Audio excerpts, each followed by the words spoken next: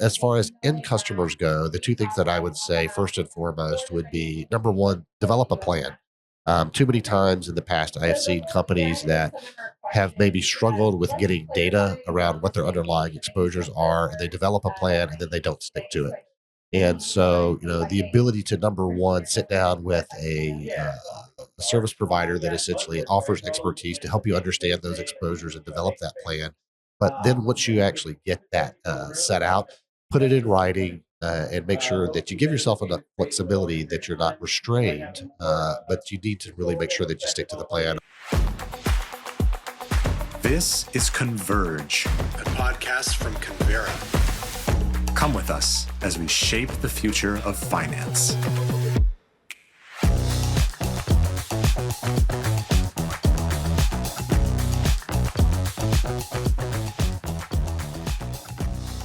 Welcome back to another episode of Converge at Money2020 Day 1. We have David Renta from our very own Convera here. He is the head of hedging, and our friend Benjamin Fernandez, who has been with us before. He is back. He runs Nala, the payments company and infrastructure company in Africa, based in the US, but operating in Africa. Great to talk to you guys again. Great to talk to you, David, for the first time. Great to have you back, Benjamin. We're going to be discussing the topic of hedging in the modern world. The modern enterprise has been shaped, obviously, by global macro shocks that resulted from COVID-19, and it continues to evolve.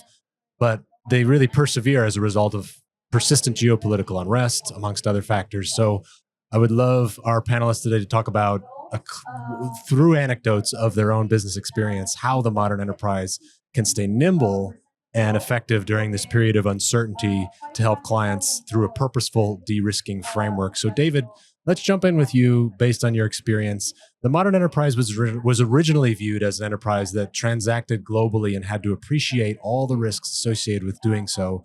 COVID-19 and the current geopolitical events have really shaken things up, giving us the modern enterprise 2.0. Can you discuss the specific risks that were common to a global payments enterprise pre-COVID and strategies employed to hedge against those risks to start us off? Yeah, sure. So companies tend to think about financial risk in three primary buckets, and they're the big things that essentially affect their P&L. For importers and exporters of goods, you have foreign exchange risk, which is where we play. Companies have interest rate risk. It could either be on the investment side if they have cash deposits, or it could be on the liability side if they're essentially holders of debt. And then you got counterparty risk. And so, when we think about use cases for our clients, it's really around how does foreign exchange risk affect their financial operations? And the one big thing pre-COVID that companies really tended to focus on was much more around cost certainty tied to the import and export of goods and services that they were offering to the marketplace. Post-COVID, some of those things have changed ever so slightly, and it really has to do with the fact that when you deal with black swan type of events that you don't really have the ability to predict, known knowns are no longer known. And so what I mean by that is when a company is essentially forecasting transactions that they have underlying exposures with, when something fundamentally changes from those underlying assumptions, it means a company has to find a financial partner that can both understand the underlying drivers for why those changes are taking place, and moreover, be willing to work with them to employ strategies that can then ensure that whatever hedging strategies that they are taking actually marry up with what their underlying exposures look like sort of post the disruption. Got it. And can you discuss differentiated risks that may have resulted from the unique COVID-19 circumstance and also current geopolitical events and the ways maybe that Convera has updated its risk management strategies in response to those? Yeah, I'll give two very specific client examples of examples we've seen over the past few years post-COVID, where we've had to think in different ways by which we can help those clients. The first was post the invasion, actually, of Ukraine. We had a client in Eastern Europe that saw supply chain disruption. Before they were exporting products and services into a certain part of Eastern Europe. Post the invasion, obviously, they weren't able to keep those same supply chain dynamics in place. And so we needed to work with that counterparty to be able to find a way to marry up their underlying hedge along with whatever their new cash flow exposures were. So you really have to get in. You have to have a strong understanding of the financial health of the company. You have to have a strong understanding of what the cash flows actually look like before you can take such changes. But that's one specific example. More broadly, what I would say that we've seen anecdotally across a host of companies in the portfolio is that when you had the likes of Convera, or the likes of COVID, come through, there was a dramatic shift in supply chains. And that could either be in the form of supply chain disruption, where suppliers just weren't able to get goods and services out of a certain sourcing model, which meant if they had put hedges on essentially to marry up for the cost of those goods, the goods weren't coming in, and thus they didn't need to make the payments at a certain point in time. The other aspect that changed was actually the supply chain itself. And so you saw many companies actually change where they were sourcing product from. And so companies that might take a proactive look at hedge forecasted exposures, out into the future when those types of things change, meant again, you've got to have some flexibility either upon the timing of when those payments were going to be made, and thus the underlying hedge, which needs to match those critical terms, or to, again, marry up to the underlying sort of currency corridors, if you will, as to where the products were actually coming from. So, the key takeaway is, when you're working internationally, you need to be able to make sure that you partner with someone that understands those dynamics and can offer you the flexibility to ensure that your hedges and your underlying exposures measure. Understood. Benji, given the surge of macro headwinds from 2022 on, David was mentioning the geopolitical instability during that time.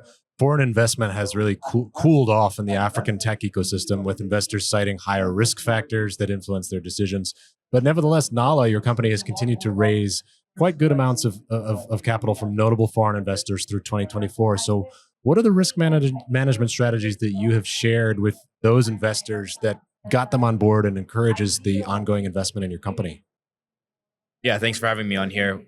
So when we raised our previous round of funding, this was like 2021, and I knew, and I told the team, like, we're not going to raise any cash until we become profitable. And I think that was a difficult decision to make because I didn't know the market was going to tank in 2022. Like, I didn't know what it was going to look like. Everybody's like, yeah, there's a bubble, but who knows? Is the bubble going to tank in 2021, 2022, 2023? There was a big bubble for a very, very long time. So when it was going to tank, who knew? But for me, there was a gut reaction where I knew, like, okay, if this is the last round we raise as a business, what do we want to be remembered for the efforts that we made, and what did we build and ship for our customers directly? The two things we focused on was, number one, trying to be the best at FX management in emerging markets, especially across the 11 countries in Africa we work in. And then number two was payment reliability, because payout reliability in Africa is really bad. And we saw this as an opportunity. So if we can build infrastructure properly, apply for a bunch of licenses, and we get a few licenses by 2 years later, I think we're in a good spot. So we applied for 11 licenses. We got 6 licenses in 2 years. Most licenses take like 3 to 4 years to get in Africa. So that was actually a pretty good record for us. What that allowed us to do is direct integrations with local banks and local telecoms, which got us closer to the metal for increasing reliability for payouts. Now on FX, we try to just source currency locally as much as we can in local markets versus working with like one large global bank or a bank like, a global bank. I won't name any, but yeah, and that operates in many countries in Africa, which helped us get significantly better FX deals and also FX spreads. So as we look at where the business evolved and how we bet ourselves against that, over 18 months, we turned profitable, went from $0 in revenue to $10 million in revenue within 16 and a half months. And what happened was the entire dynamic changed. So in January this year, like end of January, February, we became profitable, and we were profitable for about 5 to 6 months in a row. And being able to tell that to our investors that we've made more money than the money we've raised in our last round was very impressive to the investors. They're like, wait, how? Wait, you're profitable as a fintech in 2024? Especially after just that round of funding was very surprising to investors. And, that really helped us significantly with the fundraising. So that's why a lot of people looked at us and, we were able to close that $40 million round we just closed a few months ago. Big congratulations there. That's great. So the ethos of Nala is sort of focusing on efficiency in payments and remittance processing, as well as decreasing transaction costs. So given the current macro headwinds, the high cost of capital, challenged payments infrastructure, cross-border payments in Africa, how has Nala balanced delivering on that ethos with macro factors such as inflation compressing on those goals? Yeah, it's tough. Look, it's not just an Africa thing. It's a global emerging markets thing. We see the same problem in Asia. We see the same problem in Africa. We see the same problem in Latin America. And, it's basically where regions like where there is a large dollar shortage. The dollar is the world's trading currency. Over 84% of trades globally happen in US dollars. While there's discussions about other payment schemes and methodology or currencies, whether it's BRICS or stable coins or whatever people want to discuss, the dollar will still be dominant for a very, very long time, especially in emerging markets. So I think the challenge we have here and why inflation occurs is because a lot of the emerging markets are net import regions where they import more than they export. And so this creates a challenge because there's a huge trade deficit in that market, and therefore there's a massive dollar shortage. When there's a dollar shortage, a black market for foreign exchange is created naturally. And what happens with that is local importers are willing to pay premiums above mid-market rate for dollars. And this starts to create difficulties with other importers who are trying to source those dollars as well. And so at the end of the day, it's like, who's willing to pay the premium for the dollar? So I think that becomes challenging. And as you're managing that, inflation continues to grow, like currencies get devalued in most of these markets, and nobody wants to hold the local currency. So people want to switch into dollars as fast as possible. And at the end of the day, what happens is the person who's willing to take the biggest bet to get rid of the bag wins. And so I think that the challenge we face is trying to balance what that looks like, especially if it's scaling our business.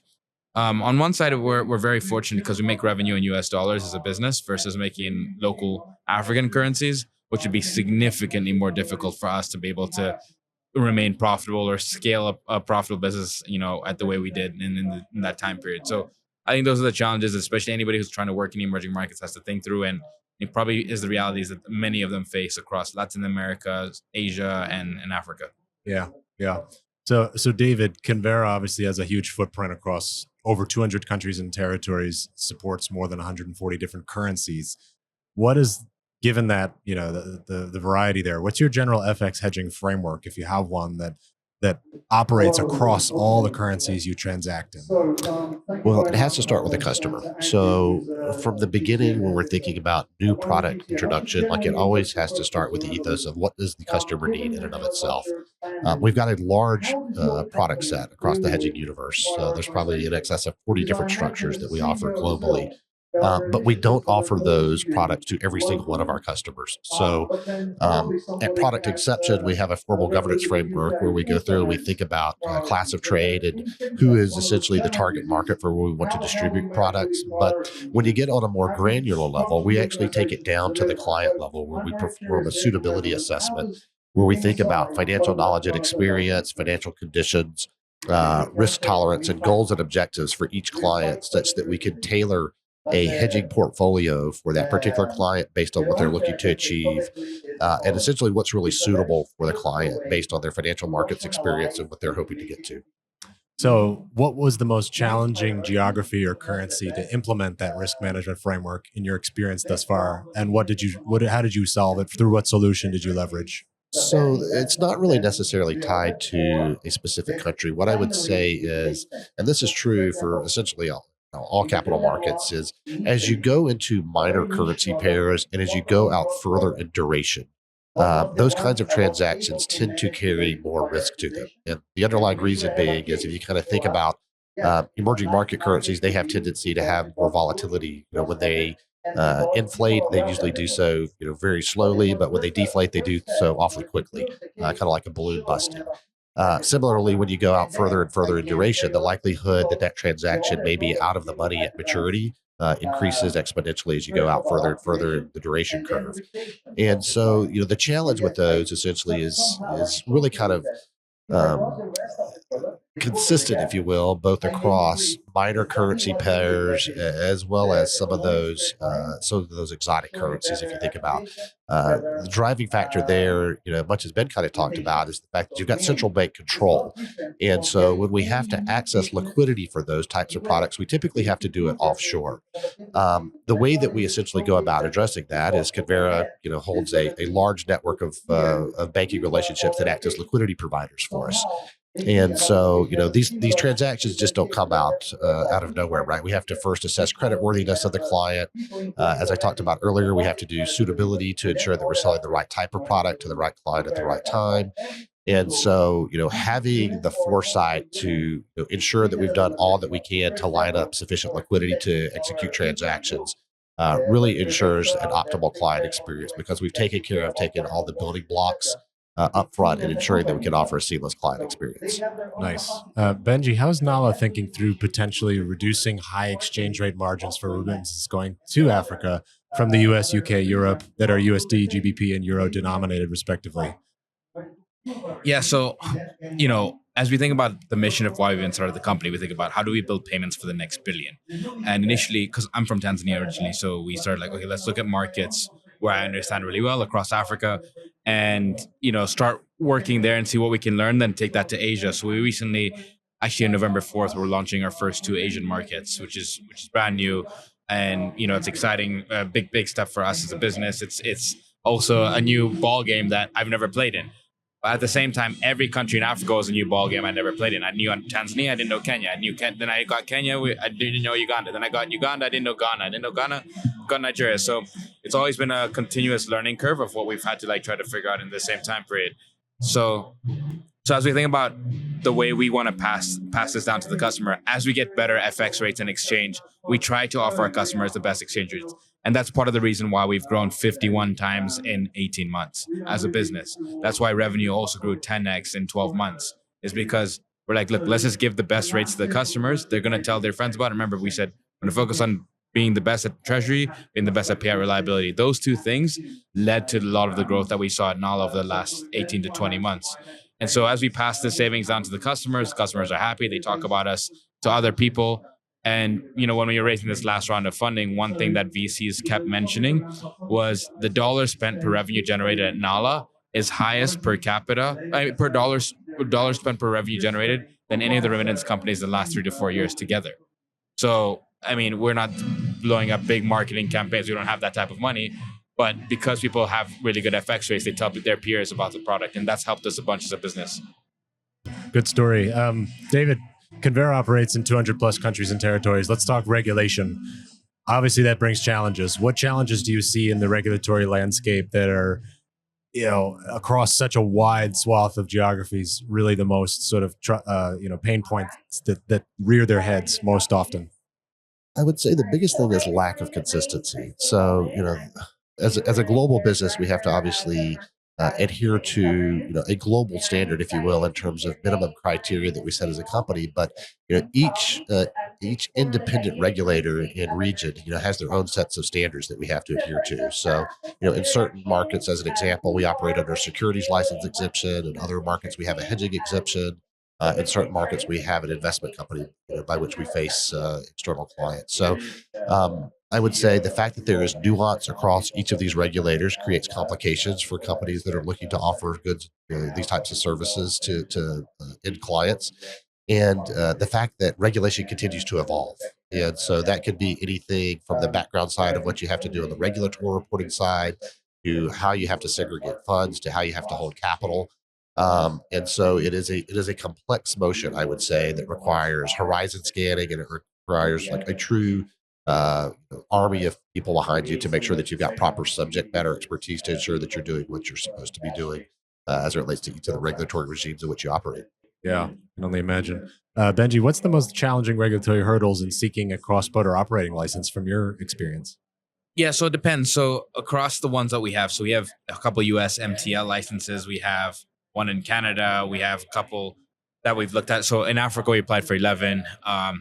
And I think the biggest challenge we see in emerging markets is outbound transfers when you receive a PSP license, because there's a lot of capital control risk, capital control rules and laws that you have to keep in mind. And governments are concerned about capital flight risk and what that does to their local currency. So that's why there's a large push to make sure it can be controlled. And it makes sense, on their side, because if a bunch of people start taking out money, all of a sudden you have a horizon inflation, like the currency starts tanking. It's net more painful to the government locally.